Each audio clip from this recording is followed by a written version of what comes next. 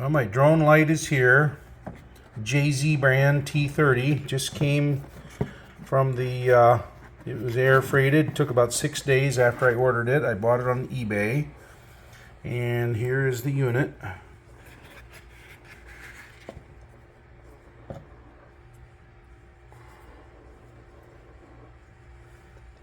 Got some pretty nice fins in the back here. Kind of an aluminum housing here. This is plastic up here in front. So I guess we'll get the drone out and get it hooked to the drone and see what it does. Well, I'm very happy with the light kit. Look at here. It's in my case. It's installed on the drone.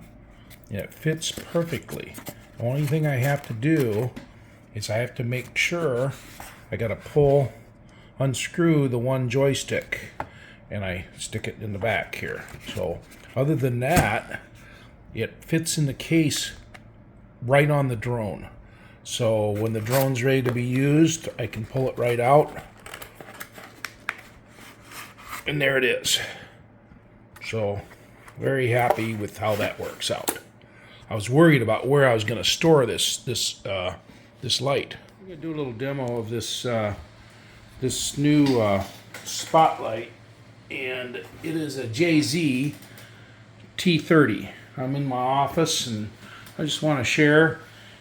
Here I've got my drone activated, and here I can gimbal down, gimbal up, and I'm going to go ahead and activate the spotlight or Searchlight. And Cat likes it, I guess. There it is on the screen or on the window here. I also can set it for strobe mode, which is pretty interesting. You can set the rate of strobe. So we're going to get into the programming on the actual unit itself, and going to demonstrate this. And then later on, in another part, we'll take it into flight and get a performance benchmark. So okay. So all right. So right now, I want to share the setup of this unit. So I'm going to hit the three dots here. I'm in camera view, and there is a new setting down here called payload settings. So when you look on the left here, you get your different screens, your battery status and all that. But now there's a new one called payload. And what's pretty cool is display real-time data. If I turn it on, here I can see the LED temperature, left and right, and the gimbal linkage is turned on. And so if I turn the camera down, it doesn't tell anything. So we're going to go back to this payload setting. So here, LED control, if I turn it on, there, now you can see, I move this window out of the way, I have that displayed. Now, I'm going to try to see if I can get this. I'm going to close this little window.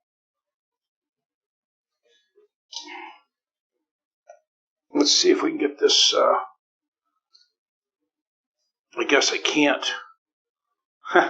I can't display it with the screen, but anyway, LED controls on. LED brightness is only 10% right now. I'll go ahead and crank it up to 100%. And I think you can see there's a marked difference here on the brightness of this LED. So I'll go back to the menu. I'm going to turn it back down to 30%.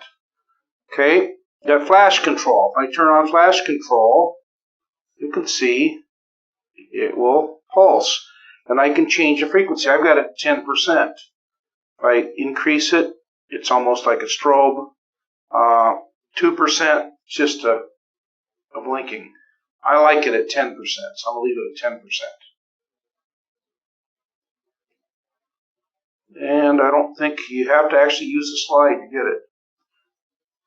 Okay, 11% is good enough. LED control test. what that does, allows me to turn on the LED 1, LED 2, which is the left LED. In this case, it's the right one. LED 1 is the left one.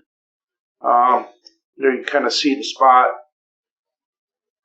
And then all LEDs, so both LEDs. Servo control, I think you can turn it up and down for the speed. I like where it's at 100%, so we're good there.